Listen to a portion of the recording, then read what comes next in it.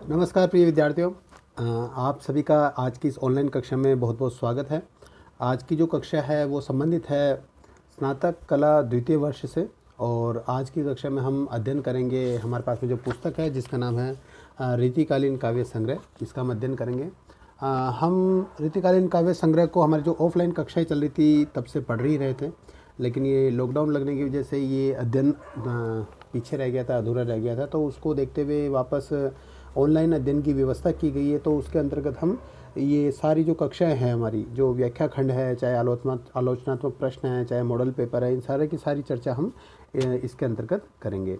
तो निरंतर इन ऑनलाइन कक्षाओं में बने रहिएगा और निश्चित तौर से इन ऑनलाइन कक्षाओं का आपको लाभ पहुँचे और आप अपना पाठ्यक्रम परीक्षा से पहले तक पूर्ण कर सकें, ऐसी मेरी कोशिश रहेगी और आप निरंतरता के साथ में इसके बने रहेंगे। दूसरी बात ये कि अभी चूँकि लॉकडाउन जो लगाया गया है उसका जो कारण है वो है कोरोना।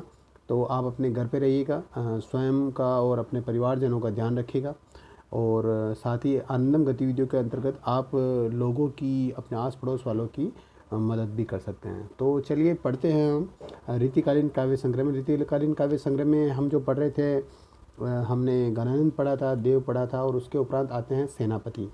रीतिकालीन काव्य में जितने भी जो रीतिकालीन कवि है उनको 3 भागों में विभक्त किया गया है। रीतिबद्ध कवि, रीतिसिद्ध कवि और रीतिमुक्त कवियों में इनको विभक्त किया गया है।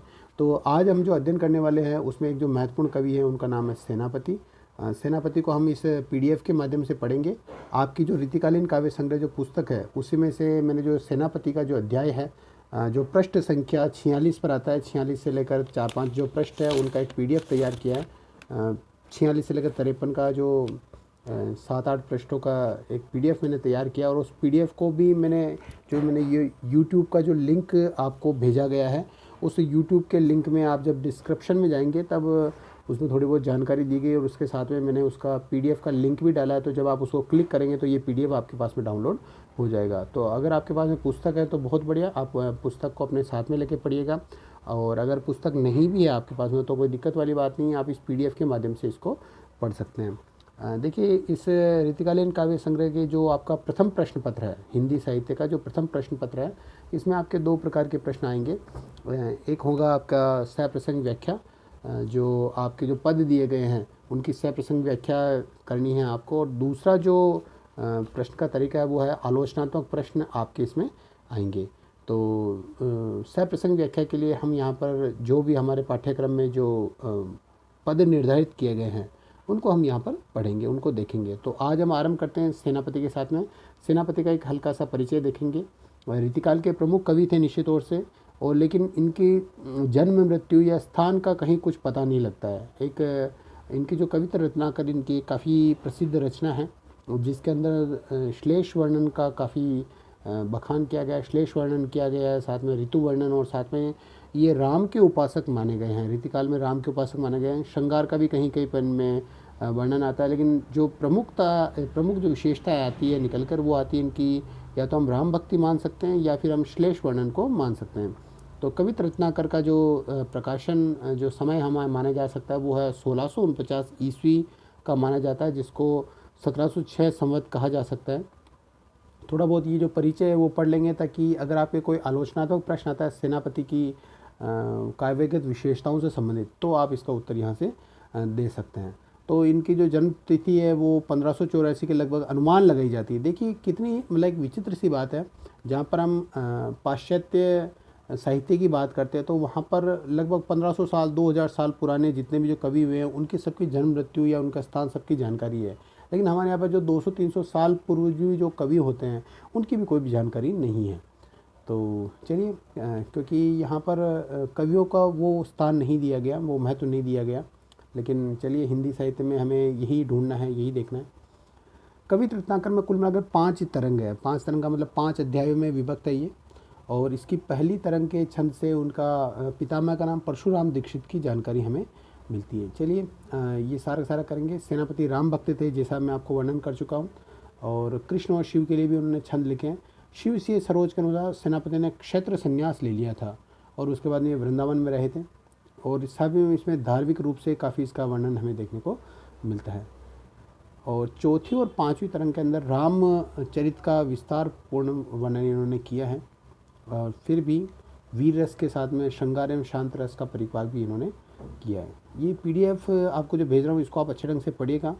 और श्लेष का काफ़ी वर्णन इन्होंने किया है। तो श्लेष के अतिशय मोह के कारण सेनापति का काव्य थोड़ा थोड़ा कहीं पर बोझिल और दुरूह भी हुआ है, तो इससे कविता की गतिशीलता भी बाधित होती है। और मुख्य जो बात है यहाँ पर एक और निकल कर आती है वो है ऋतु वर्णन। जो सेनापति ऋतु जो परिवर्तन होता है, ऋतु परिवर्तन के साथ में मनुष्य के जीवन में क्या क्या परिवर्तन होता है उसको भी वो यहाँ पर वर्णन करते हैं। तो आपके पाठ्यक्रम में जो छंद दिए गए हैं शुरुआत में, राम वंदना से इसका आरंभ होता है। राम वंदना को इसको हम कवित छंद है। ये कवित छंद में देखिए इसकी पहचान क्या है कि ये जो वर्ण है इनको आप जब गिनेंगे पहली और दूसरी, तो इसमें 16 और 15 की आप गिनती कर पाएंगे। जैसे मंद मुस्कान में मंद को आप 1 2 2 गिनेंगे, मुस्कान में 4 गिनेंगे, कोटि में 2 गिनेंगे, छंद में 2, तय में 1, अमद में 3 और राजे में 2। तो इस तरह से गिनती करते हैं तो 6 7 8 9 10 11 12 13 14 15 16, पहली जो पंक्ति में 16 वर्ण है और दूसरी पंक्ति के अंदर 15 वर्ण है। ये कवि की विशेषता है। तो इसको गाया भी जा सकता है। तो एक बार कोशिश करते हैं हम। मंद मुस्कान कोटि छंद ते अमंद राजे, दीपति दिनेश कोटि हुते अधिकानिये, कोटि पंचवान हुते महाबलवान कोटि, कामधेनु हुते महादानी जग जानिए। और ठोर छूटो बरनन तो सेनापति, सीतापति याहुत अधिक गुण खानिए। ऐसी अति उक्ति जुगति सुम बताओ जासो, राजा राम 3 लोक नायक बखानिए। इस ढंग से थोड़ा सा गेयता है इसमें, तो गाने से आपको थोड़ा याद भी हो जाएगा, प्रयास कीजिएगा, अच्छा लगेगा। चलिए, इसमें जो राम के सौंदर्य का वर्णन किया गया, राम की जो महानता का वर्णन किया गया वो किस प्रकार से है। मंद मुस्कान, राम वंदना की गई है। तो हमारे जो कवियों में है वो विशेषता रही है कि जब भी कभी किसी देवता की प्रशंसा की जाती है तो उसके कर्मों के आधार पर, कर्म के आधार पर उसके सौंदर्य का भी काफ़ी विस्तार पूर्वक वर्णन किया जाता है। और रीतिकाल की तो यही विशेषता रही है। तो आइए पढ़ते हैं हम राम वंदना और इसके अर्थ के साथ में सर्वप्रसंग व्याख्या करेंगे। सर्वप्रसंग व्याख्या में 3 खंडों के अंदर आपको इसकी व्याख्या करनी है। सबसे पहले तो प्रसंग लिखेंगे। प्रसंग में यही है कि उक्त काव्यांश या उक्त पद्य या उक्त पंक्तियाँ सेनापति द्वारा रचित कवित्र रत्नाकर की राम वंदना से ली गई हैं और इसमें राम के सौंदर्य का वर्णन किया गया है। ये आपके प्रसंग हो जाएगा। फिर व्याख्या के अंदर आप इसी जो प्रसंग है उसकी एक पंक्ति को दोहराते हुए कि भी इसमें सौंदर्य का वर्णन करते हुए सेनापति इसमें कामदेव, चंद्र और आदि से राम को कई गुना महत्वशाली बताते हैं। ये आपको वर्णन यहाँ पर किस ढंग से करना है।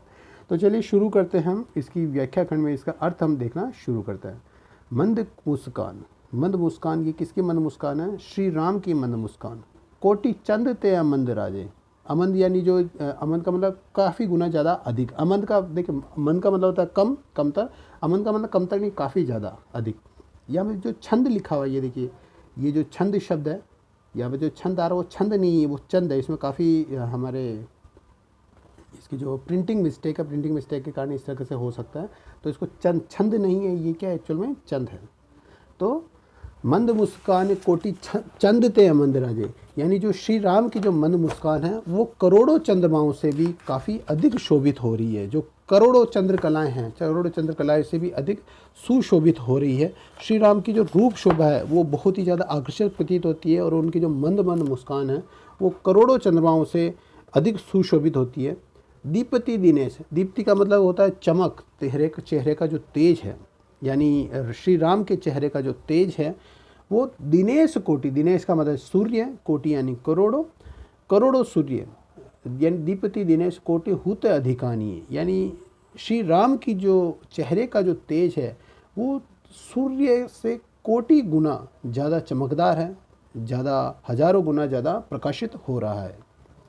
कोटि पंचवान, यहाँ पर देखिए पंचवान नहीं है, ये भी एक प्रिंटिंग मिस्टेक है। कोटि पंचवान, पंचवान ना होकर पंचबाण है, यानी जो कामदेव होते हैं उसके 5 बाणों के सहित उसके चित्रों का भी वर्णन किया गया। तो यहाँ पर पंचबाण समझिए, पंचवान नहीं है ना। कोटि पंचबाण यानी करोड़ों कामदेवों से अधिक बलशाली है। एक कामदेव क्या कर सकता है? किसी भी के भी मन को मोहित कर सकता है। तो जो श्री राम का जो रूप है, श्री राम का जो सौंदर्य है, वो करोड़ों कामदेवों से भी अधिक बलवान है। उनकी जो शक्ति है वो करोड़ों, क्योंकि वो कई लोगों को एक साथ मोहित कर सकते हैं। कोटि कामधेनु होते महादानी जग जानी, और करोड़ों कामधेनु, तो कामधेनु एक तरह से गाय को माना गया है। जो एक गाय होती है वो जो मन चाहा वर वो पूरा कर सकती है, वो अपनी इच्छाओं को पूरा कर सकती है। तो जो श्री राम का जो दान है उसका महत्व इस ढंग से बताया गया है कि श्री राम ऐसे दानी हैं जो करोड़ों कामधेनुओं से भी अधिक महादानी उनको सिद्ध किया गया है। तो कुल मिलाकर भाव ये है कि वो सुंदरता के साथ ही जो उदारता है, जो उनकी दानशीलता है, उसमें वो बेजोड़ है। उनके समान ऐसा कोई भी नहीं है। कामधेनु होते महादानी जग जाने, संसार में उनका जो महत्व है वो करोड़ों कामधेनुओं से भी अधिक है। और ठोर झूठो वर्णन है तो सेनापति, तो सेनापति सारा सारा सौंदर्य वर्णन करते हैं और साथ में ये भी कहते हैं कि बाकी कवियों ने जो अपने अपने देवताओं की जो वर्णन किया है, और ठोर दूसरे स्थानों पर जो भी वर्णन किया गया अन्य लोगों या अन्य जितने भी जो महापुरुष हुए हैं उनकी बड़ाई का जो वर्णन किया गया है, और ठोर झूठो, ये सारा का सारा वर्णन है वो सारा सारा वर्णन झूठा है। यानी जो श्री राम का जो वर्णन है वही सत्य वर्णन है, बाकी जितना भी जो वर्णन किया गया वो सेनापति कहते हैं सारा का सारा वर्णन झूठा है। सीतापति याहूते अधिक गुण खानी है, क्योंकि सीतापति जो है यानी सीतापति जो श्री राम है वो इन सभी से अत्यधिक गुणों वाले हैं। इनकी जो गुण है इनका बखान नहीं हो सकता। इसलिए जो स्वयं श्री राम है वो इन जितने भी महापुरुषों का वर्णन किया उन सबसे अधिक गुण वाले हैं। इनकी समानता किसी भी महापुरुष से नहीं हो सकती। और अंत में क्या कहते हैं, ऐसी अति उक्ति जुगति सो बताओ जासो, तो वही कहते हैं कि इस तरह से वो प्रभावित होते हुए, क्योंकि जो श्री राम है वो सभी महापुरुषों से अधिक प्रभावशाली है, अधिक महत्व वाले हैं, इसलिए ऐसी उक्ति और युक्ति वो बता रहे हैं कि श्री राम राजा राम तीनों लोक नायक बखाने। इसलिए जो राजा राम हैं, श्री राम हैं, प्रभु श्री राम है, वो तीनों लोक के जो नायक है उन बखाने गए हैं, उन वर्णन किया गया कि तीनों लोकों के नायकों के रूप में उनकी शोभा का वर्णन किया गया। इसलिए जो श्री राम है वो सब प्रकार से वंदनीय है, आदरणीय है। और ये इसके अंदर एक और जो बात आती है कि उन्होंने चंद्रमा की करोड़ों कलाओं से, या फिर आप बात करें सूर्य के प्रकाश से, चाहे बात करें कामधेनु से, या आप बात करें ये जितने भी जो महापुरुषों का वर्णन किया उन सब से प्रभु श्री राम को काफ़ी ज़्यादा अधिक बढ़कर बताया गया है।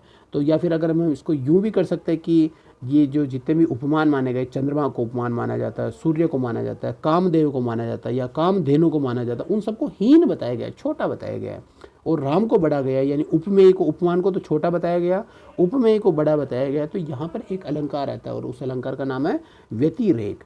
तो व्यतिरेक अलंकार का यहाँ पर प्रयोग किया गया है। दूसरा हम देखें तो यहाँ पर अलंकार के रूप में अनुप्रास अलंकार की भी छटा देखने को मिलती है, जैसे कि मंद मुस्कान है ना, और दूसरा देखें दीप्ति दिनेश। तो यहाँ पर हमें अनुप्रास अलंकार भी देखने को मिलता है। और भाषा की बात करें तो ब्रज भाषा है, और कवित्व छंद की जो गति और यति है वो बहुत ही बढ़िया है और बहुत ही माधुर्यपूर्ण है। तो आप भी इसको गाइएगा। और आज के लिए इसको आज हमने आरंभ किया, ये मंगलाचरण के रूप में आप समझ सकते हैं। तो इसकी सप्रसंग व्याख्या एक बार आप स्वयं कीजिएगा, किस प्रकार से आप करते हैं, तो इसको कर कर एक पृष्ठ पर लिखकर मुझे फिर से भेजिएगा। ये आज का आपका असाइनमेंट है, ठीक है। तो इसी ढंग से आप की ये कक्षा चलती रहेगी, जारी रहेगी। तो इसको पढ़कर आप अपना उत्तर भेजिएगा। चलिए, धन्यवाद।